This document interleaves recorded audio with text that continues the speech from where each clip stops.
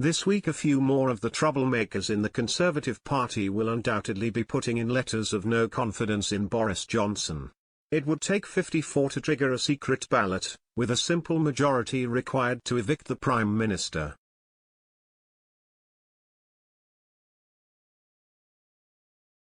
I suppose some of them will end up crossing the floor in the end.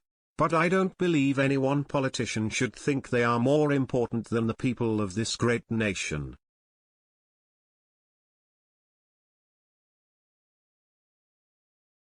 And having a go at Mr. Johnson with everything else that is going on in the world at the moment shows they are far more interested in themselves than anybody else.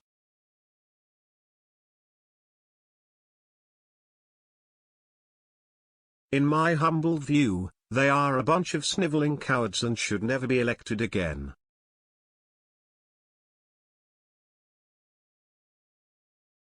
If I had space in this column, I'd list all their names. But the next general election isn't that far off, and we the people can decide once again who we want to lead the country, not this shower of smug idiots who think they can do it better themselves.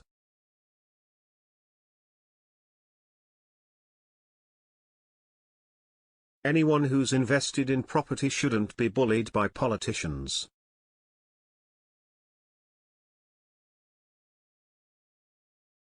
Meanwhile, the Labour-led devolved government in Wales is trying to make holiday homes unviable, with plans for a 300% council tax premium on second homes.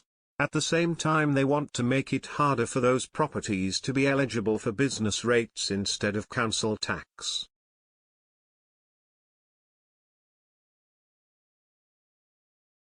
Second homeowners can currently avoid council tax by registering their properties as a business, as long as they are let for 70 days per year. But the proposed changes would increase this number to 182 days per year to qualify for business rates, unviable for some.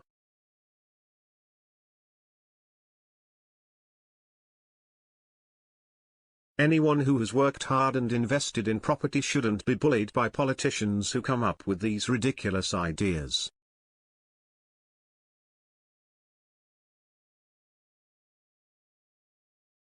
Other suggestions that older people should downsize, or that anyone lucky enough to own a second home should be forced to rent it out or give it to the homeless, are just as ridiculous.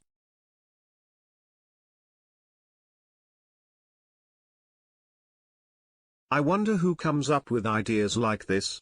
Probably young advisors straight out of college who know nothing about life.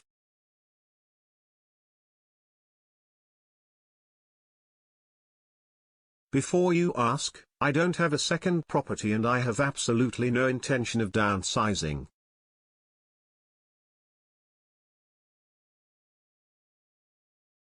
Why we ignore Ukraine tragedy at our peril.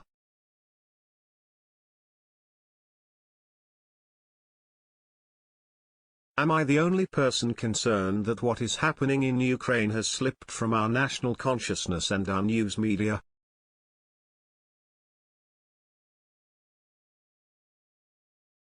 Russia continues to commit war crimes, killing innocent people and desecrating a sovereign nation, while we in the West are still largely standing by doing nothing, despite the heroic efforts of President Volodymyr Zelensky, above.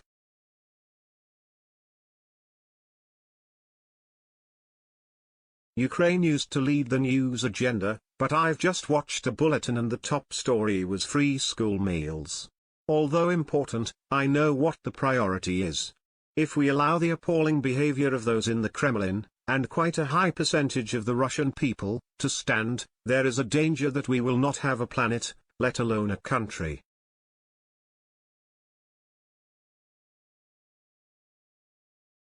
We must not countenance any sort of peace treaty if even part of Ukraine remains in the hands of Russia. Anyone who thinks that is acceptable is mad.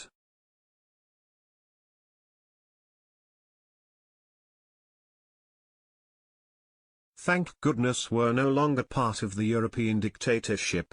The time it did has probably cost hundreds of thousands of lives.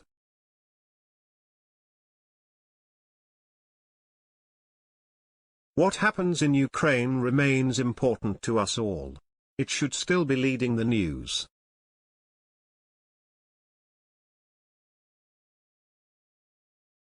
Queen shows why we need the royals.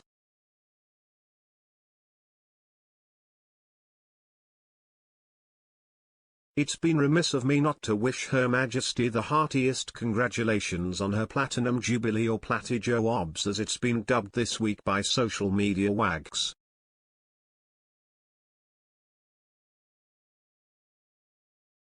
The Queen, who succeeded to the throne when I was just one, has done a marvelous job my entire life and is the best reason why we need a monarchy.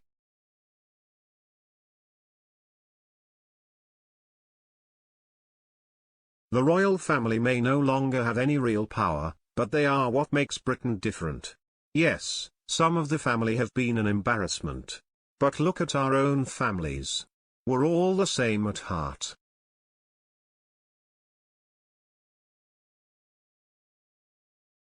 When she sadly leaves the stage and Prince Charles takes over, I think his interest will be focused on green matters, which will no doubt be popular with those who are concerned with the future of the planet.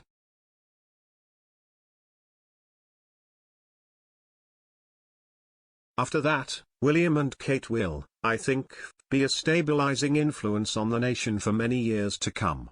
So well done, Your Majesty, and thank you for everything you've done for us.